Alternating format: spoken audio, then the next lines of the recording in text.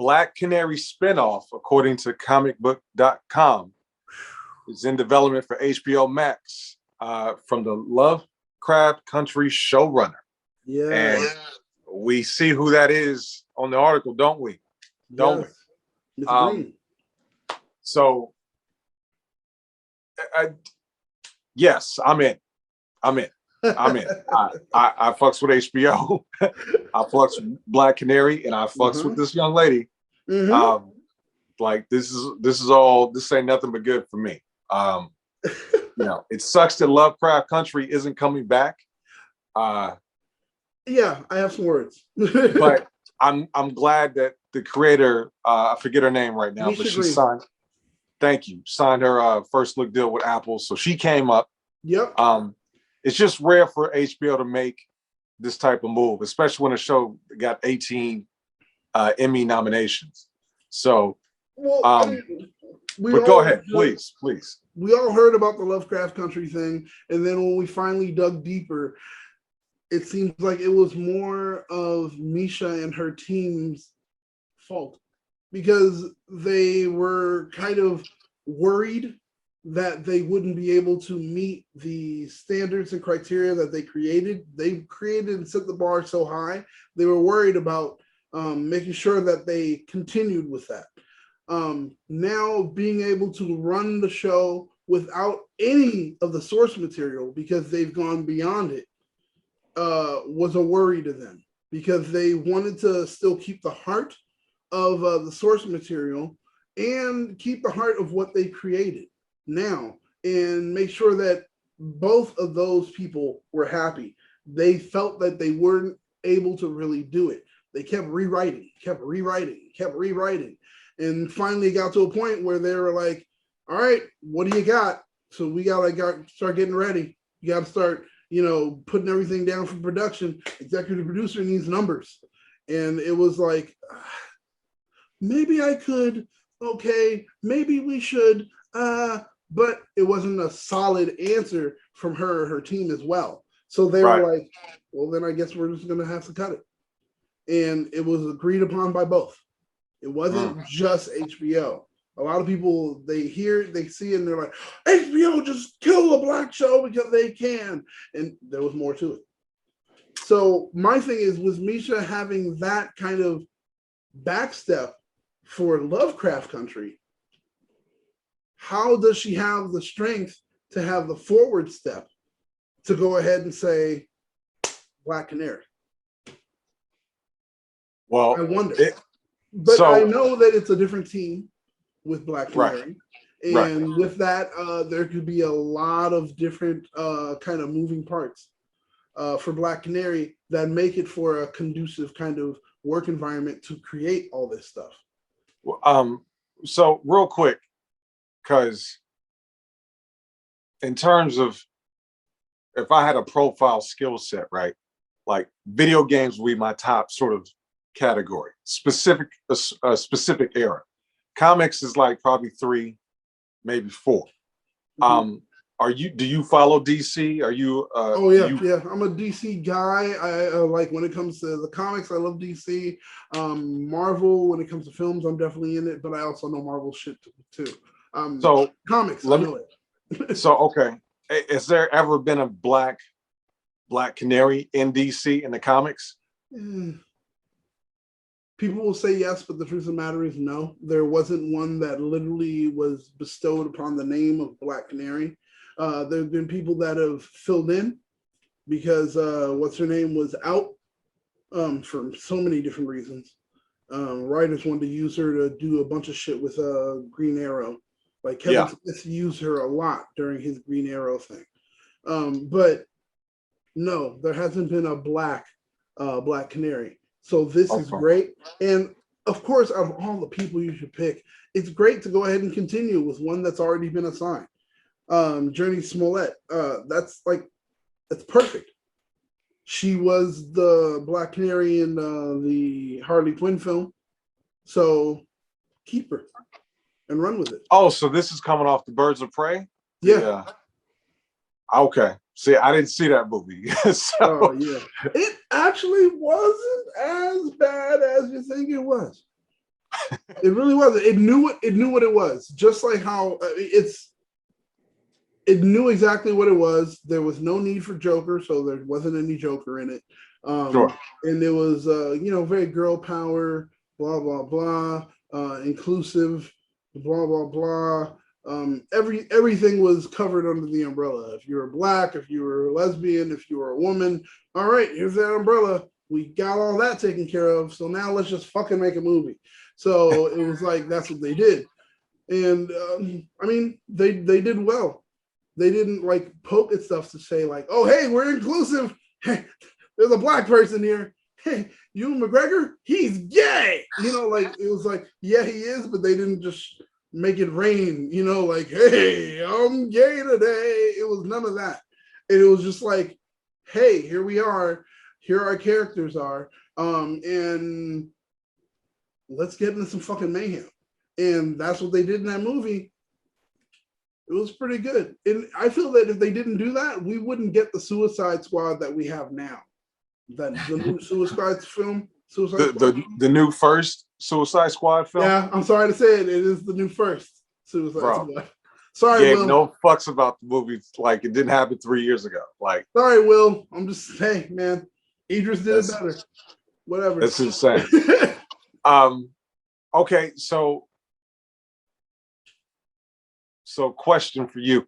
Mm-hmm. You are okay with essentially, when they turn a character black that's not a canon. You're okay with that? Yep. I'm okay with it. I mean, fucking do it, but don't do it like you did with Fury. When they did it with Fury, it was like, yeah, we just did it. It wasn't, oh shit, we got to make sure we do this because, has to be this level of representation. Because when you do it like that, what you're doing is you're literally giving me a true, indeed Minority Report. You're going over and you're like, all right, here goes our minority hires. Let's make sure we get those because we need them to continue. That's not what I'm looking for. I'm looking for you to just make the change, unless it's something that has to happen that's important. Because when you look at Spider-Man, I'll ask you, what's the most important thing about being Peter Parker? Not Spider-Man, but what's the most important thing about being Peter Parker? It's being a student. It's being young. It's not as being old as everyone else that's in this game. You're supposed to be the younger one and yet still be able to catch up. That's all it is for being Peter Parker. So when they did the whole Miles Morales thing in Ultimates, they killed Peter Parker and they brought in Miles Morales. And what was his thing? I'm young. I'm just learning how to do this. I'm not like everybody else.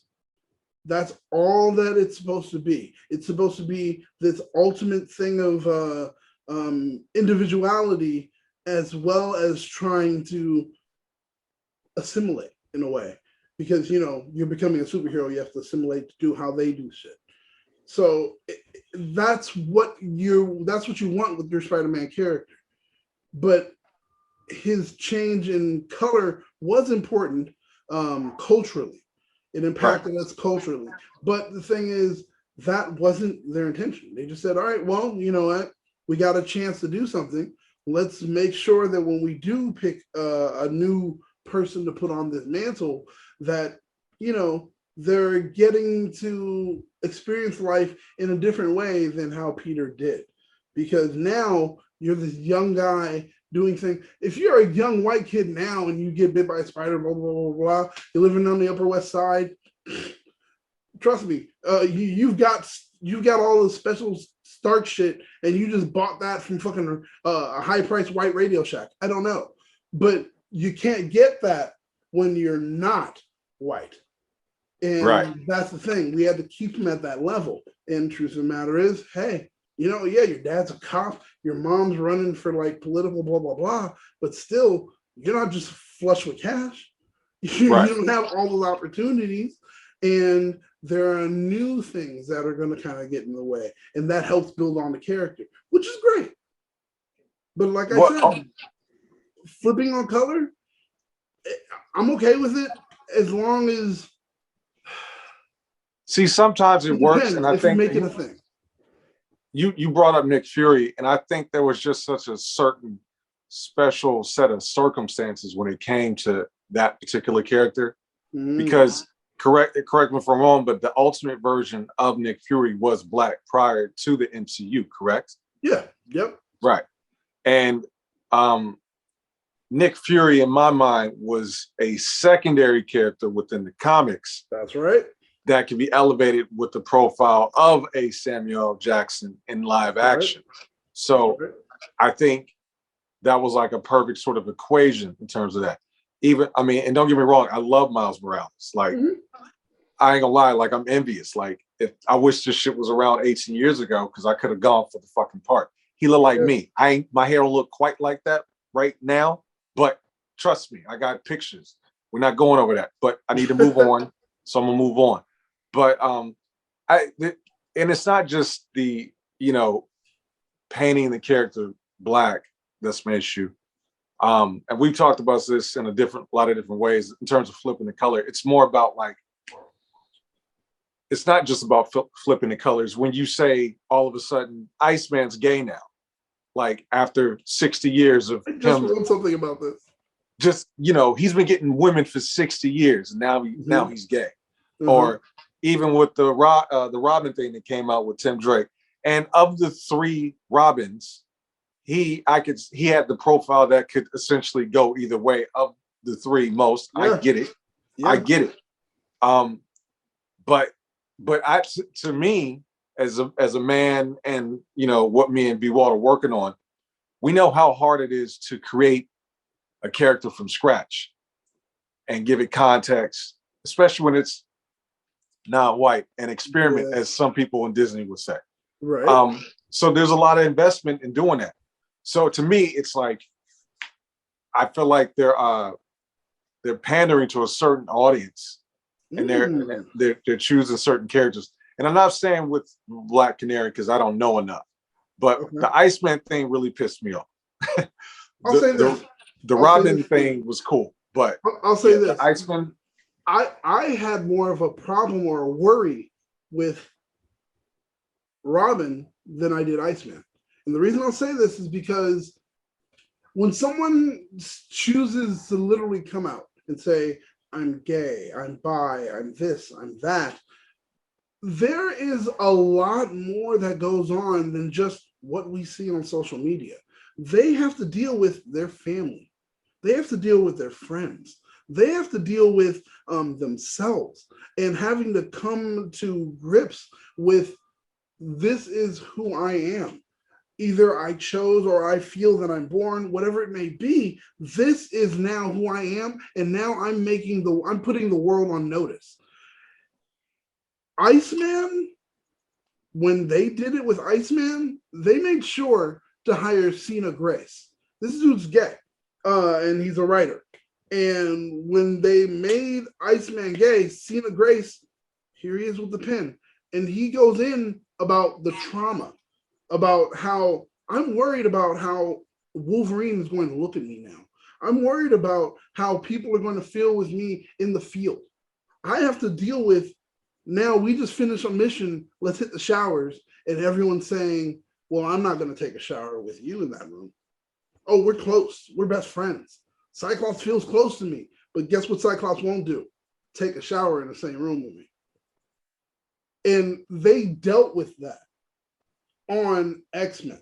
And I was like, give him the fucking Eisner Award.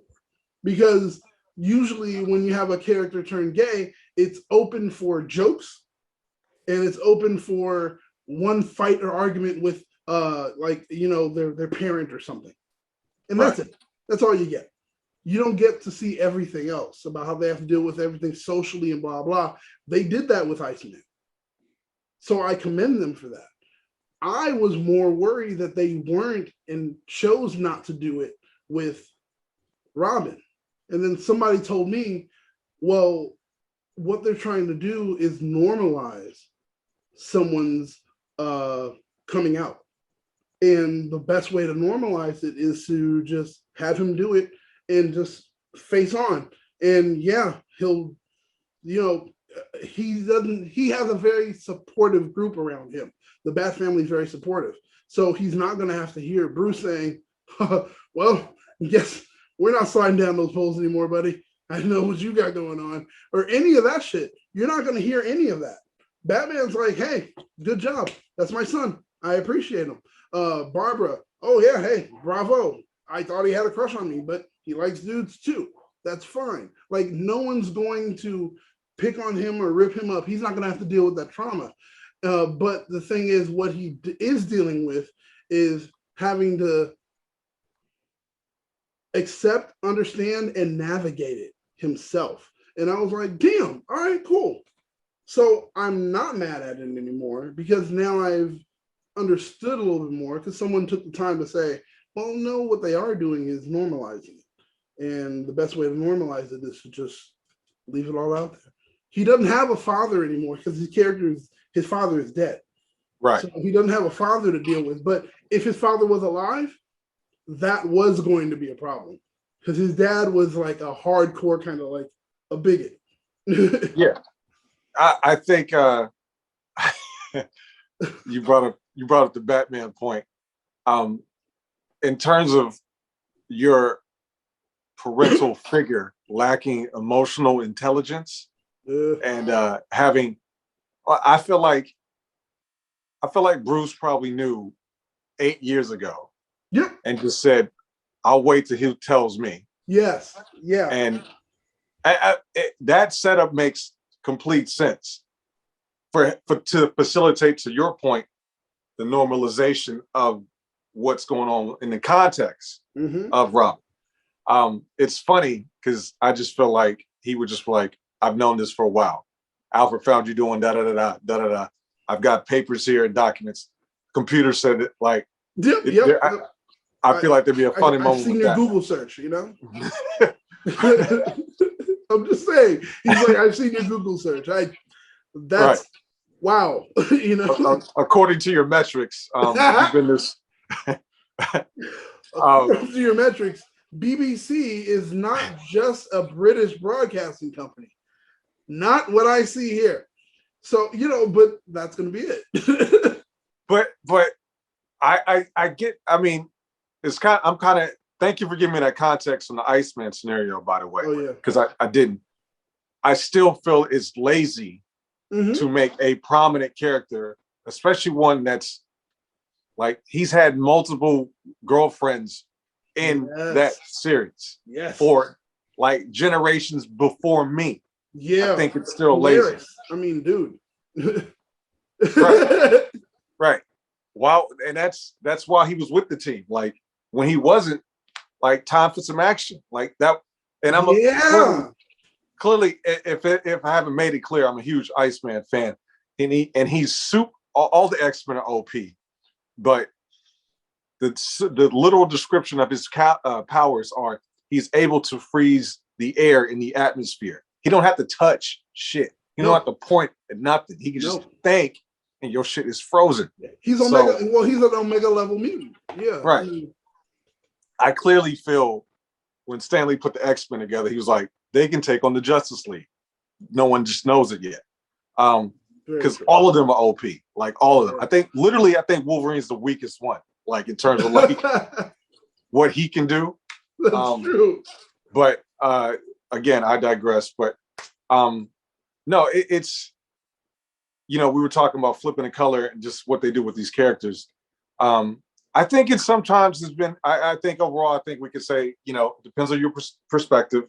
And some have worked better than others. I really feel Nick Fury, like, that was dead on. Like, because I kept thinking, Nick Fury himself really didn't have a defining face as a character. You know what I mean? Not at all. It's so, you know, and Samuel is Samuel. So it makes total sense. But let's get back to what this topic was about. I'm excited about this being on HBO Max, my favorite app. I'm gonna check out Black Canary. I still need to finish the first season and the only season of Lovecraft Country as soon as I find time. But you're on board with this? This is a go for you? This is a go for me. Smollet, I'm glad to see her. doing anything. It's kind of big for me, especially because when you really think about it, it's like I still miss Lovecraft Country. So Right. I'm just like, I need more of her, and it's like, oh, there you go, and it's gonna be kind of like a mini Lovecraft in a way. Let's do this. Right. So Right. Yeah, we'll be checking it out. Let's keep it pushing.